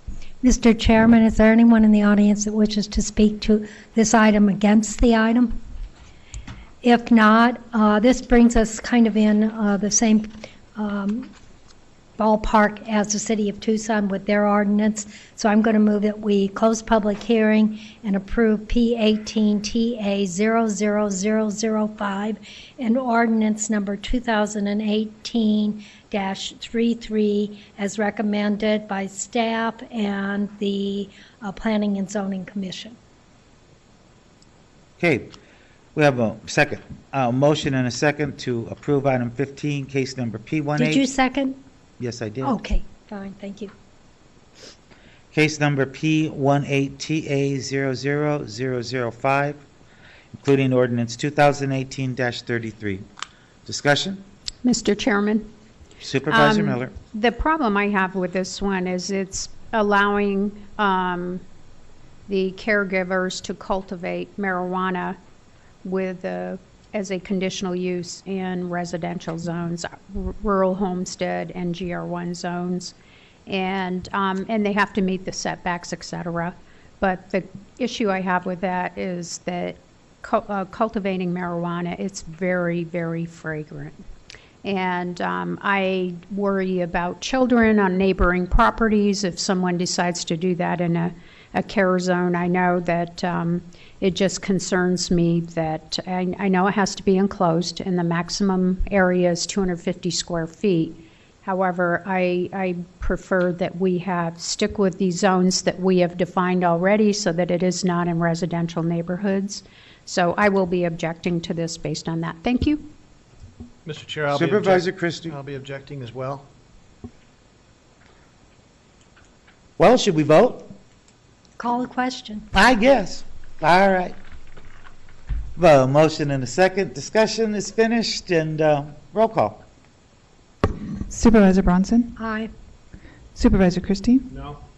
Supervisor Miller? No. Supervisor Valadez? Aye. Chairman Elias? Aye. Motion carries 3-2. We're on to transportation. This is a hearing, item 16. It's a traffic ordinance, ordinance number 2018-34. Mr. Chairman, if there's no one in the audience that wishes to address us on this item, I move that we close public hearing and approve ordinance 2018-34. Motion and a second to approve item 16, ordinance 2018-34, and close public hearing. Discussion, objections? Hearing none, motion carries. We're on to the addendum. Item 1 is the 1997 HERF revenue bonds. Supervisor Miller.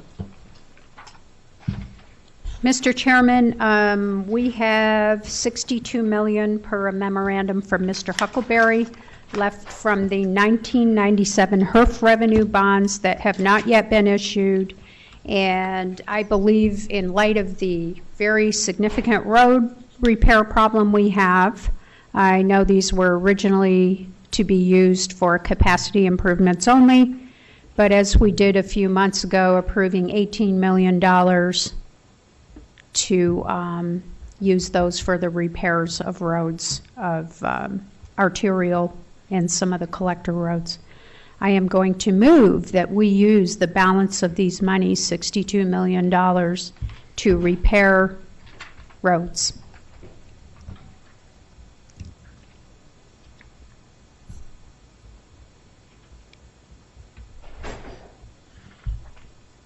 Motion dies for lack of a second. We're on to item 2, 2019 legislative agenda, including resolution 2018-77. Move the item. Second, Madam Supervisor Bronson, I'm concerned about this item, and particularly the last item, considering City of Tucson and water. I'd prefer to vote on this by just deleting that particular item so that it does not include it in our legislative agenda. So you want to substitute? I'm asking you if you'd amend your motion first. If you don't, that's okay. Let's have a discussion as to, I don't want to amend it at this time. I want a discussion first as to why we want to remove that item.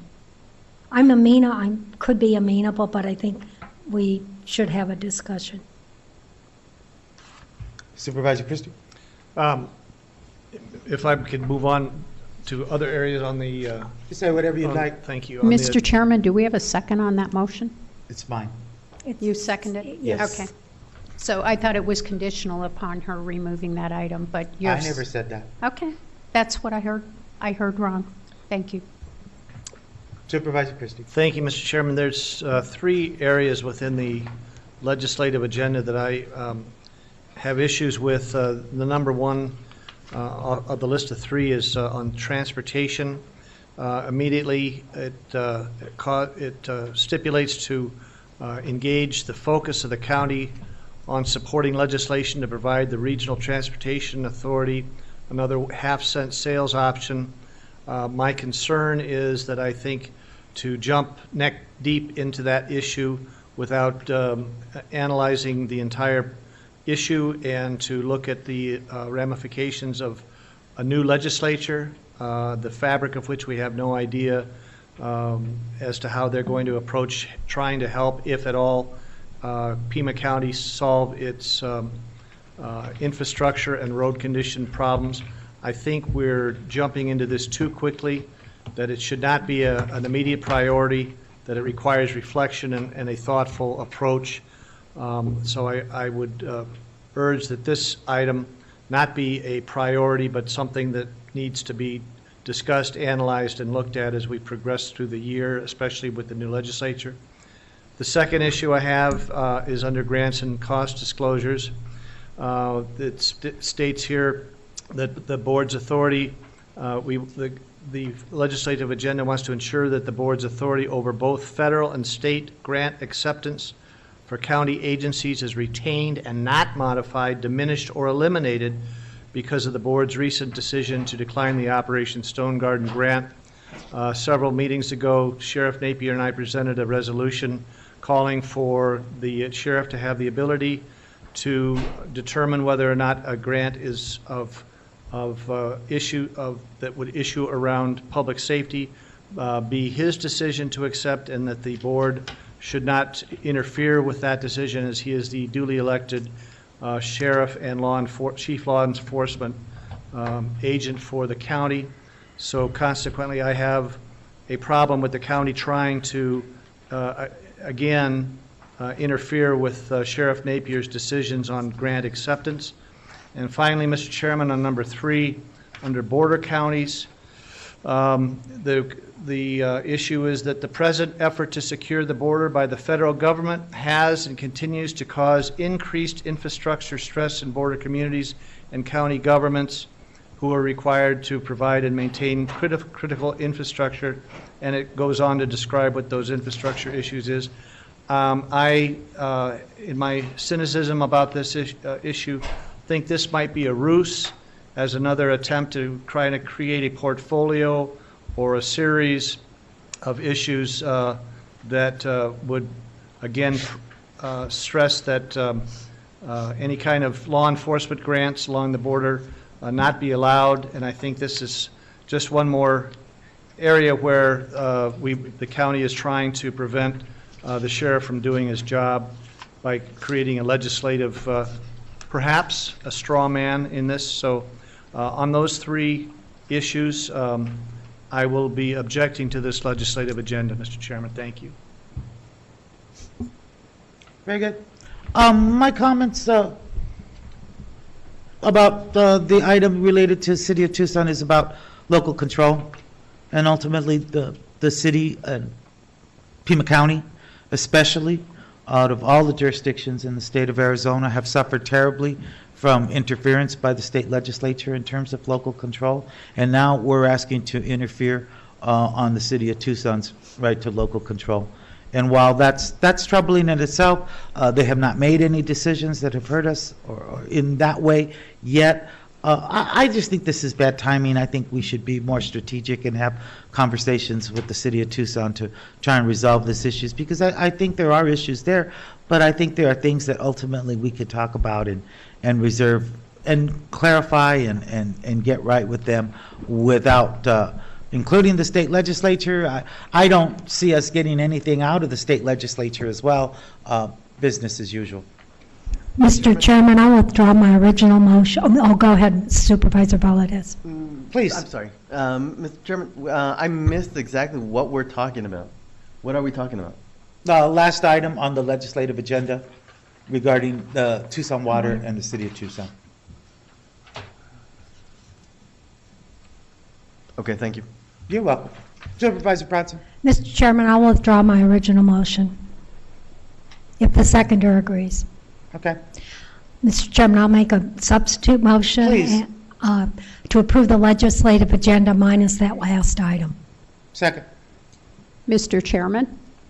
Supervisor Miller. I just want to comment that I think the transportation, again, paying a lobbyist to go and advocate for more taxes against the taxpayer. There's a reason this failed. The taxpayers don't want increased taxes. And I think the RTA being married to a half-cent portion for road repair, I just don't think they're going to go, the voters are going to approve it. And I also, on the, what was it? There was one more item. Yeah, it's the continual advocacy of increased taxes on the taxpayers and paying a lobbyist to do it at the same time. Thank you. Any further discussion? Roll call.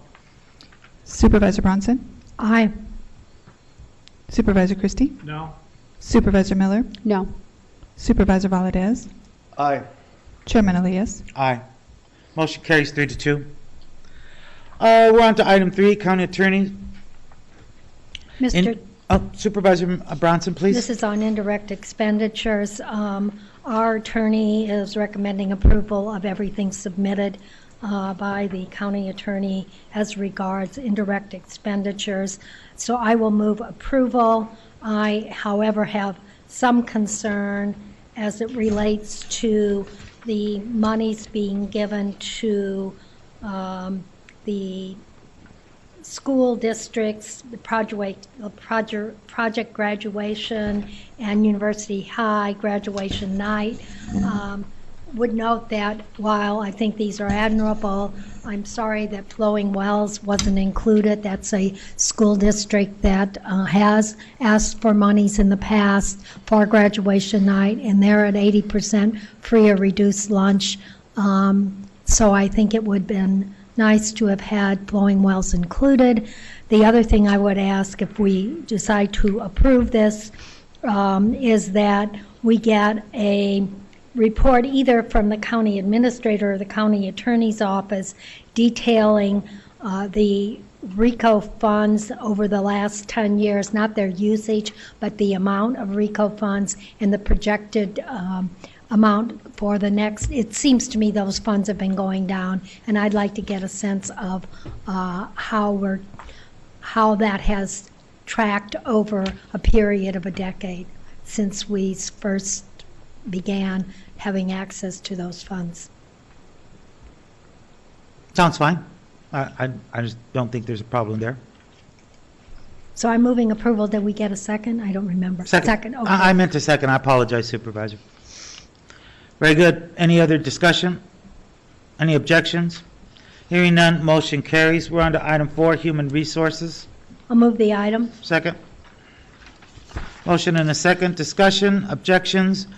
Hearing none, motion carries. We're on to item 6, Behavioral Health. Item 5. Thank you. Thank you, Supervisor Christie. Chair will move the item. Second. Motion and a second. Discussion, objections? Hearing none, motion carries. Chair will move items 6, 7, and 8. Second. Motion and a second. Discussion, objections? Hearing none, motion carries. We're on to item 9, Racy and Associates Amendment Number 1. Move the item. Motion and a second. Discussion? Mr. Chairman. Supervisor Miller? Don't we pay the County Supervisor Association a membership fee for lobbying activities? This is getting really expensive with the constant lobbying. And, you know, this is another, it's $140,000 per year for anyone that's confused. It's not $280,000, and this is strictly for state lobbying. And we pay memberships into the County Supervisor Association, who does, in fact, do lobbying on our behalf. Is that not correct? Mr. Huckleberry? Mr. Chairman, members of the board, the County Supervisors Association membership is a calculated membership against every county, and they do not lobby on behalf of Pima County. They lobby on behalf of all counties in the aggregate. Right. Okay. Thank you. Any further discussion? Roll call. Supervisor Bronson? Aye. Supervisor Christie? Yes. Supervisor Miller? No. Supervisor Valadez? Aye. Chairman Elias? No. We're on, motion carries 3-2. We're on to County Attorney, Mesh, Clark, and Rothschild Amendment Number 3, Item 10. Mr. Chairman, Supervisor Christie? if my I'll move the item so we can have the discussion. Second. Motion second. Supervisor Christie? if my understanding of this particular item is that this is money that is going to go to the county assessor for him to conduct lawsuits against certain property owners after an appeal process has been completed. This has caused a great deal of consternation in the development property community. It's been completely concerning to those who are in the development area, and this is one more kind of arrow in the quiver for the county assessor to utilize whatever he's been trying to pursue with his tax evaluations and the related issues there. Could I have, perhaps Mr. Huckleberry, could you give a clarification of what this money request is actually going for? Mr. Chairman and members of the board, it's probably appropriate that I was going to say, yeah. Thank you, Mr. Huckleberry. Attorney Counsel, please. respond, since this is ongoing litigation with regard to public records.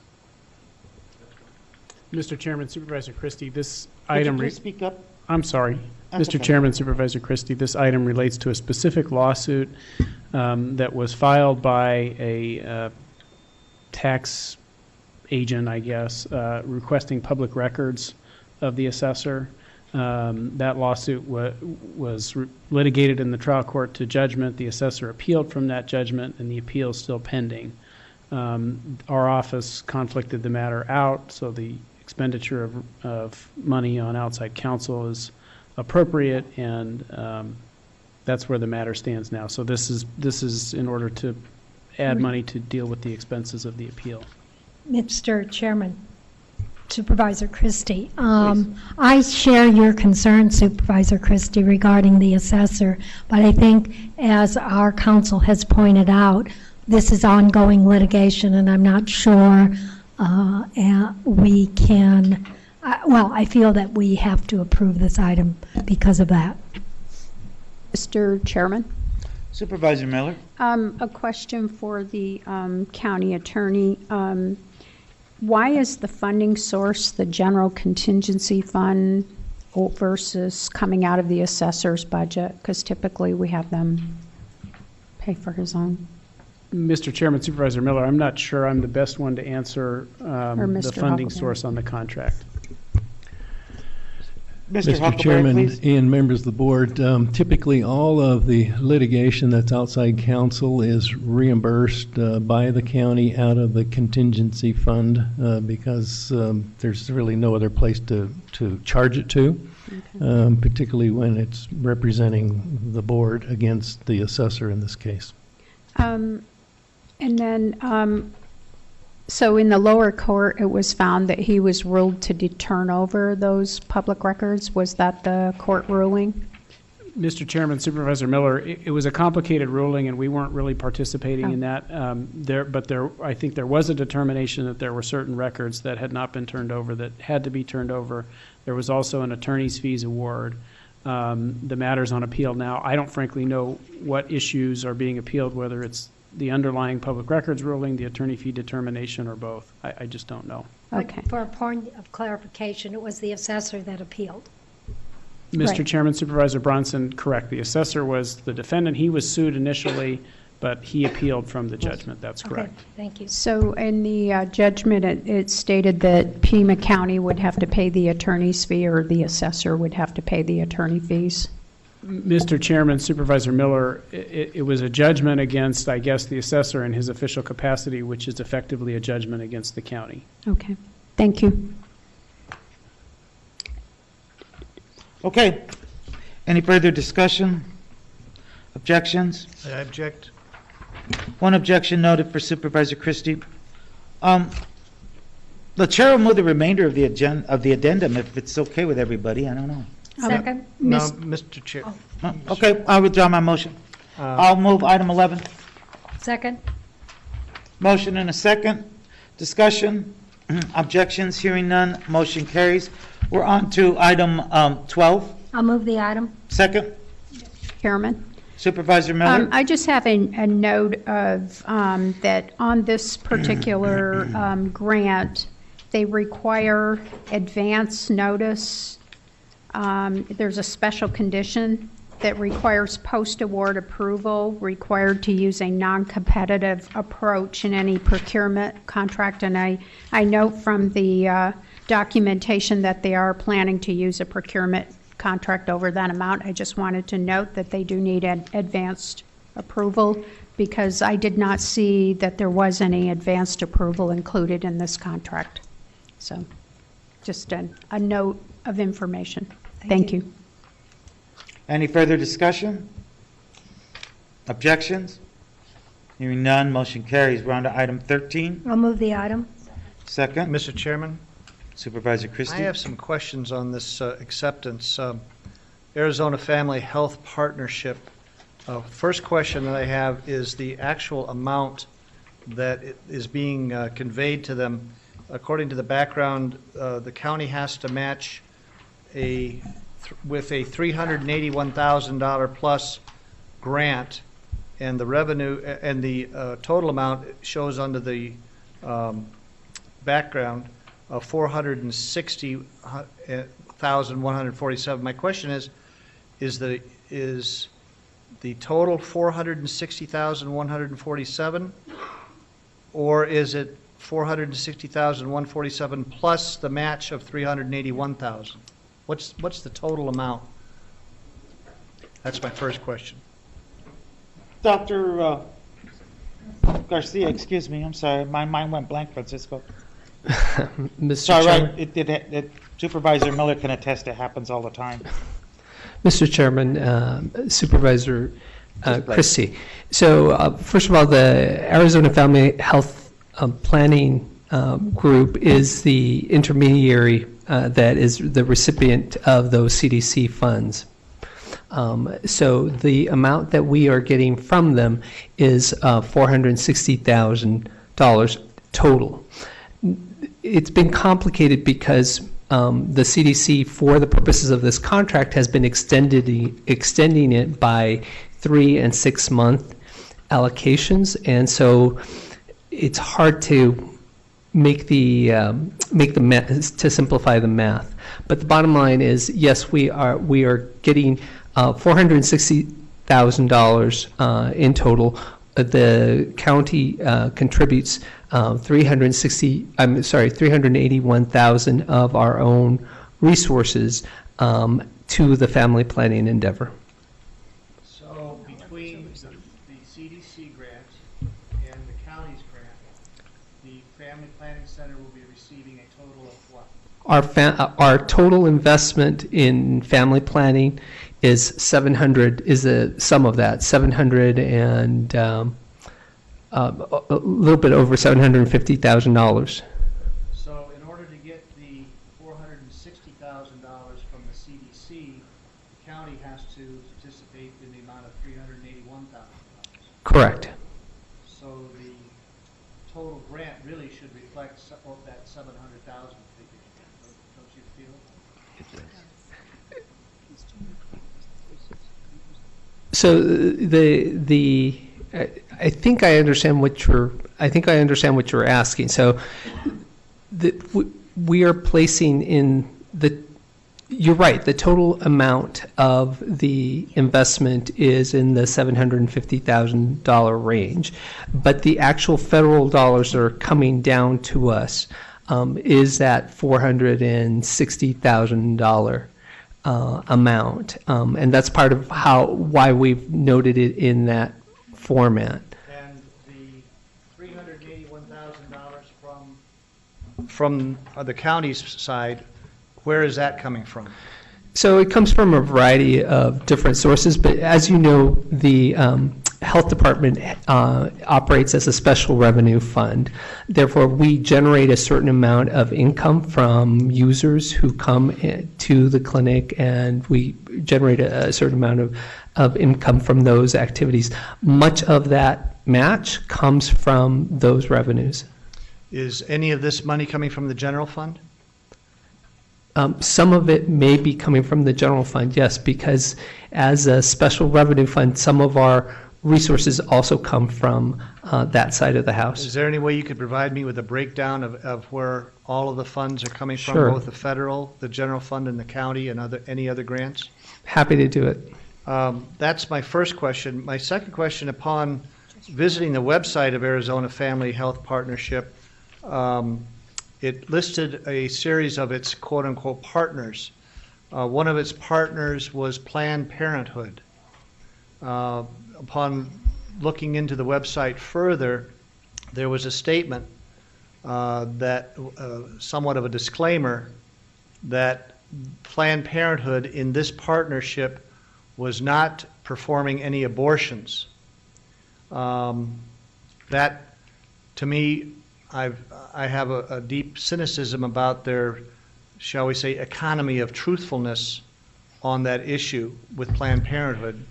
So my question basically is to ask you, who are overseeing this grant, can you convey to us here at the board level and to the community that none of the monies that the county is contributing or any of the monies that the federal government is contributing to this organization, none of those monies are going towards performing abortions?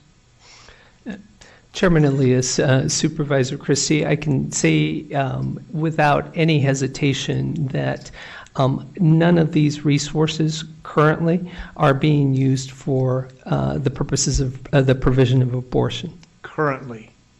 Does that mean ever, or will it be, or are they going I to? don't, Supervisor Christie, Chairman Elias, I don't know what, I'm not trying to be obtuse. The laws, the regulations around the use of family planning, federal family planning dollars, as you know, have been in flux for the last 10 to 15 years. And so the rules have changed at different points in time. In fact, the state of Arizona created, to a certain extent, the Arizona Family Health Partnership as a spin-off to be able to receive those dollars. So I can't speak to what the history was.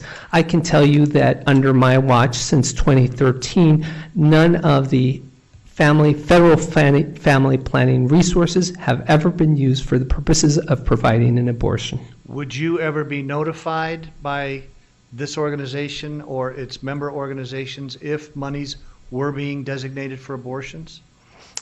Chairman Elias, Supervisor Christie, they have no legal reason that they would notify me. However, the way that the Arizona Family Health Partnership, because it is a recipient of these Title X dollars, I don't think that they could. I don't think it could continue to exist and continue to receive those federal dollars if they were funneling dollars for the provision of abortion services. Yeah, they would in effect jeopardize their funding and their existence if they were to do that. So what you're saying is if they were to utilize these funds for the purpose of performing abortions, they could be jeopardizing grants from the federal government. Yeah, oh, absolutely. The Title X dollars, absolutely. And as to the best of your knowledge at this particular time, you can attest that the $381,000 of Pima County taxpayers' money that is being contributed to this organization, none of that money will be going to performing abortions. Supervisor Christie, Chairman Elias, Supervisor Christie, to be clear, those $381,000 are matching dollars, never leave the county coffers. They are for an accounting purposes held up to the feds as the matching portion of their funds. So our dollars are never transferred to AFHP, nor would I support that if that was ever proposed. They are simply dollars that remain in our coffers that then from an accounting standpoint are represented by AFHP to the feds as the local match. Well, Mr. Chairman, I appreciate the explanation by the Health Department. I do not have the confidences I'm looking for in this issue, and I know the answers are being given to me the best they possibly can under the circumstances, but something to me does not give me the sense of security that I'm looking for. So consequently, Mr. Chairman, I will be voting against accepting this grant. Any other discussion? You guys take all the fun out of voting when you announce what you're doing before you do it. But anyways, that's okay. Any objections? I object. One objection noted for Supervisor Christie. Chair will move item 14. Second. Discussion, objections, hearing none. Motion carries. This meeting stands adjourned. Hearing no objections.